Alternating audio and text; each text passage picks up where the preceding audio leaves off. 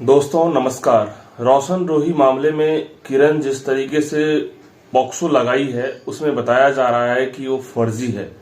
यदि फर्जी पॉक्सो लगाया जाता है, अमूमन क्या होता है कि रेप केस में जो मामले आ रहे हैं, यदि महिलाएं फर्जी लगाती है रेप केस या पॉक्सो, तो उस पर में क्या होता है और कैसे साबित करने की बात आती है, जांच करने की जब बात आती है तो जांच में कैसे उसे सही है या फर्जी है उसे जांच की बात आती है और कोर्ट इस पर में कैसे जांच करवाती है, इस पर मैं बात करेंगे पूर्व आईपीएस ऑफिसर अमिताभ दास सर से। जानेंगे कि इस तरीके के बराबर मामले आ रहे हैं। रेप तो धड़ल्ले सा मामला चल रहा है रेप का। रेप होता भी है, सीरियसली गैंग रेप भी होता है, लेकिन 90% रेप का केस 80% क्या हो रहा है और पॉक्सो लगाने की बात जब आ रही है तो उसमें कितना रियल है, सच्चाई क्या है, नहीं है, हम इनसे जानेंगे। सर स्वागत है जी। धन्यवाद आपका।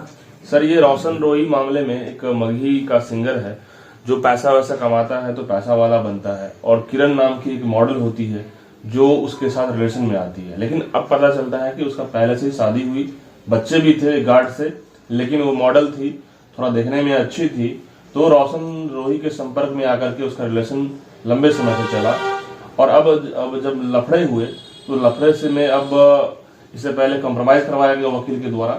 अब जो है वो फिर कुछ दिनों के बाद अब सीधे पॉक्सो लगा दी है। लेकिन लोग कह रहे हैं कि ये फर्जी लगाई है। आधार कार्ड में देखा जाए तो इसको चेक करवाया जाए तो गलत है होगा, या फिर देखा जाए तो अभी कुल मिलाकर के इस पूरे मामले में वो लड़की जबरदस्ती पॉक्सो लगाई है। इस पर में महिला के पक्ष में क्या होगा और ये रोशन रोही के साथ क्या होगा? देखिए, मैं दर्शकों को शुरू से समझाता हूँ। ये जो पॉक्सो है ये कुछ साल पहले बना कानून है, भारत सरकार का कानून है। पॉक्सो का फुल फॉर्म होता है protection of children from sexual offences. मतलब मोटा मोटी ये समझिए कि जो नाबालिग बच्चे होते हैं उनको यौन शोषण से उनको बचाने के लिए ये कानून बनाया गया है। तो बहुत सारे होते थे नाबालिग बच्चों के साथ दुष्कर्म, तो उसको रोकने के लिए सरकार ने एक कड़ा कानून बनाया है। कड़ा इस अर्थ में है कि इसमें उम्र कैद तक का प्रावधान है। जैसे दर्शकों को पता होगा कि आसाराम बापू जो है, आसाराम बापू पर नाबालिग लड़की ने रेप का आरोप लगा दिया कि उससे जोधपुर में रेप किया था, तो आसाराम बापू पर पॉक्सो लगा और अब वो उसी मामले में जोधपुर जेल में उम्र कैद काट रहा है ना। उसका जो बेटा है नारायण साई, उस पर भी पॉक्सो लगा और वो उस मामले में सूरत जेल में, गुजरात में उम्र कैद काट रहा है। तो कहने का मतलब है कि ऐसे तो रेप अपने आप में एक गंभीर चीज है, लेकिन यदि वो नाबालिग के साथ होता है तो वो और ज्यादा उसको गंभीर मानता है, क्योंकि उसमें पॉक्सो कानून लग जाता है। अब आप जिस मामले की बात कर रहे हैं, जो एक मगही का लोक गायक है रोशन रोही जो नाम है, उसके साथ जो हुआ है कि किसी किरण नाम की महिला ने उस पर लगा दिया। अब इसमें देखिए दो तीन बातें हैं। एक तो जितना मेरा अपना अनुभव है, अपनी समझ है, मुझे ये नहीं लगता कि ये कुछ रेप वेप का मामला है ना। दो मतलब मर्द औरत साथ साथ रह रहे थे मर्जी से 1 साल 2 साल 3 साल 4 साल, और उसके बाद तब तक सब ठीक था, तब तक बहुत अच्छा था, तब तक दोनों साथ घूम रहे हैं, साथ सो रहे हैं, सब हो रहा है, और किसी वजह से दोनों में लफड़ा हो गया तो आपने उसको रेप केस में फंसा दिया, पॉक्सो लगा दिया। नहीं, पॉक्सो की बात मैं बाद में करूंगा, पहले तो आपने उसको फंसा दिया यौन शोषण। पहले यौन शोषण में आपको क्या अचानक ज्ञान प्राप्त हुआ कि ये तो मेरा यौन शोषण हो रहा है? कई साल तक नहीं ना चल सकता है रेप। रेप एक बार होगा, आपसे जोर जबरदस्ती कर दी जाएगी। ऐसा तो होगा कि 10 साल तक रेप चला होगा, 10 साल तक आप घूमते रहे, 10 साल तक आपको ज्ञान की प्राप्ति नहीं हुई, आप 2 बच्चों की माँ भी हैं, ऐसा भी नहीं कितना भी आप भोली हैं कि आपको कुछ समझ में नहीं। तो ये तो सीधे मतलब ये रेप है ही नहीं। अगर जरा भी पुलिस समझेगी, अदालत समझेगी तो समझ जाएगी कि ये 2 का मतलब 2 साथ रह रहे थे, लफड़ा हो गया तो उसमें रेप का किसी चीज के लिए उसे दबाव डाला होगा। मान लीजिए उसने शादी के लिए दबाव डाला हो, शादी भी हो जाती है, ठीक है, शादी भी हो जाती है, संपत्ति के लिए, हाँ, संपत्ति के लिए शादी हो जाती है, संपत्ति के लिए दबाव डाला हो। मान लीजिए रोशन रोही ने कोई फ्लैट लिया हो, कोई गाड़ी ली हो, और उसने, एक मैं बात कर रहा हूँ क्योंकि बहुत सारे केस मैंने देखे हैं, और उस महिला ने कहा हो कि ये गाड़ी मेरे नाम कर दो या फ्लैट मेरे नाम कर दो, इस पर उसने कुछ ऐतराज किया हो, ये सब बहुत अंदर की बात है, लेकिन उस पर वो केस कर दिया। दूसरी बात, उसने पॉक्सो लगा दिया तो मामला और गंभीर हो गया। सर एक चीज और जानेंगे, शादी भी कर लिया था लंबे समय से, तो शादी में रहने के बाद ही वो लगाई थी, यहाँ भी मैटर गलत गड़बड़ है।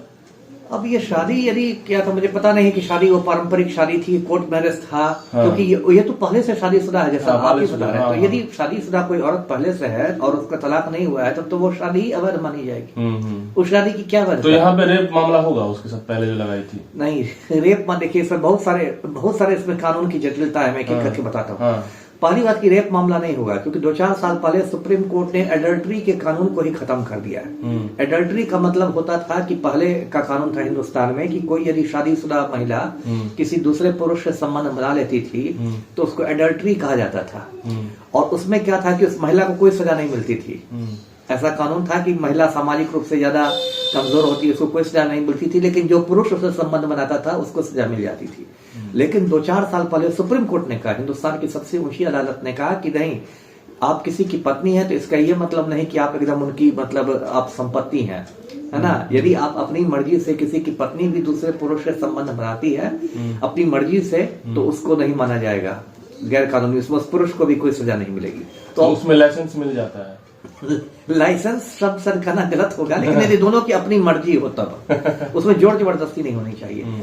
तो अब ये है, मतलब सुप्रीम कोर्ट जो है अनुमति दे दी है, तो आप अब ये तो सुप्रीम कोर्ट का अपना विवेक है। जैसे बहुत सारी जमाना भी बदलता है, कानून भी बदलते हैं। पहले भारत में ही समलैंगिकता एक अपराध था, धारा 377 था। कुछ साल पहले सुप्रीम कोर्ट ने समलैंगिकता को खत्म कर दिया, अब वो अपराध नहीं है। यानी कि कोर्ट जो है अवैध संबंध नहीं मानता है इसको? नहीं, एडल्ट्री को अवैध संबंध नहीं मानता, अवैध संबंध नहीं मानता। तो इसलिए वो खत्म हो गया है। इसलिए रोशन रोही एडल्ट्री वाले में नहीं पड़ेंगे, लेकिन उनकी जो शादी है वो अवैध हो जाएगी, क्योंकि एक शादीशुदा जो ऑलरेडी शादीशुदा है उससे आप कैसे शादी कर सकते हैं, पहली बात। दूसरी बात की रेप के कोई मामला ही नहीं। और तीसरी बात, आप पोक्सो की बात करेंगे तो पोक्सो में क्या है कि वो आधार कार्ड, आजकल भारत सरकार का आधार कार्ड है, पूरी मान्यता है आधार को, हर चीज में आधार मानता है, पैन मानता है। आधार कार्ड में जो जन्म तिथि होगी, जो भी महिला है, किरण देवी या जो भी है, उसके अनुसार वो नाबालिग होगी। अब पुलिस तो यही कहेगी, पुलिस यदि कोर्ट पूछती है या पुलिस अपने अनुसंधान में यही कहेगी कि हमने अपने आधार कार्ड को देख के उसका नाबालिग बना, इसलिए हमने पोक्सो लगा दिया। लेकिन बताया जा रहा है कि वो पोक्सो लगाने के लिए आधार कार्ड जो है फर्जी बनवाएगी। आप देखिए, ये फिर एक नया मुद्दा हो गया। फिर लेकिन आप आधार कार्ड को आप फर्जी कैसे साबित करेंगे? अब रोशन रोही के पास, देखिए मैं कानूनी रूप से इसकी समीक्षा कर रहा हूं, मैंने रोशन रोही की महिला की तरफ। अब रोशन रोही के पास यही ना एक रास्ता है कि वो उस महिला का कहीं से पुराना जन्म प्रमाण पत्र निकाल के ले आए, अस्पताल से जारी जन्म प्रमाण पत्र या नगर निगम का जन्म प्रमाण पत्र, और या फिर उस मैट्रिकुलेशन का सर्टिफिकेट उस महिला का यदि होगा तो वो निकाल के ले आए, और तब दिखाएं कि आधार कार्ड में जो जन्म तिथि है उससे ये जन्म तिथि अलग है। तो ये पुलिस जांच करेगी इसका? ये रोशन रोही केस करेगा तभी होगा? नहीं, पुलिस जांच कर सकती है यदि अनुसंधान में, मैं एक बात कहता हूं कि अनुसंधान में रोशन रोही की तरफ से ये मतलब दिया गया, एप्लीकेशन दिया गया पुलिस को कि ये फर्जी है, तो पुलिस इस बिंदु पर जांच कर सकती है। वकील जो है इस पे अपील कर सकता है, एकदम कर सकता है, क्यों नहीं कर सकता है कि ये फर्जी जो लगाया है, बिल्कुल कर सकता है, ये ऑलरेडी ये वालिग है, बिल्कुल कर सकता है और करेगा ही करेगा, नहीं तो वो फिर वकील किस बात का। हाँ, तो जमानत इसको मिल जा सकता है यदि इस तरह के मामले, जमानत मिल सकती है, जमानत तो खैर मिल ही जाएगी। ऐसे भी मान लीजिए पोक्सो सही ही है तो कोई ऐसा तो नहीं है कि वो मतलब साबित हो गया है केस, अभी तो अनुसंधान के तहत ही है, तो जमानत तो मिल ही जाएगी। यदि पोक्सो यहाँ पे फर्जी होता है, यदि वो बालिग होती है और झूठा बना करके सेटिंग करके बना रही है कि नहीं पोक्सो लगाए हैं, यदि फर्जी साबित होगी तो फिर क्या होगा कानून? देखिए उसमें क्या, उस महिला का नुकसान होना बहुत मुश्किल है, महिला को दंडित करना। पूरा जो हिंदुस्तान का कानून है वो मतलब महिलाओं के पक्ष में, दलितों के पक्ष में, आदिवासियों के पक्ष में बना हुआ है। वो कानून अपने आप में गलत नहीं है। ये बात सही है कि सामाजिक रूप से महिलाएं कमजोर होती हैं, दलित भी कमजोर होते हैं, आदिवासी भी कमजोर होते हैं, इसलिए पूरा कानून उनके पक्ष में झुका हुआ है। अब ये समस्या ये हो गई है कि अब इन सभी कानूनों का दुरुपयोग शुरू हो गया। मैं इतने जिलों का एसपी रहा, मैंने देखा कि 90% जो रेप केस होते हैं, 90% जो रेप केस होते हैं वो एकदम झूठे होते हैं, दुरुपयोग ज्यादा होता मैंने जी। अब उसकी वजह है बहुत सारे, इसके लिए वकील भी जिम्मेदार हैं। अब कोई दो आदमी का भूमि विवाद रहता है, वो उसके खेत से मसूर उखाड़ा है, वो उसके खेत से करा है, बड़ा कर समझा देते हैं। वकील साहब समझा दें कि भाई मसूर उखाड़ने का बस मामला करोगे तो कुछ नहीं होने वाला है, पैसा लेने के चक्कर है ना।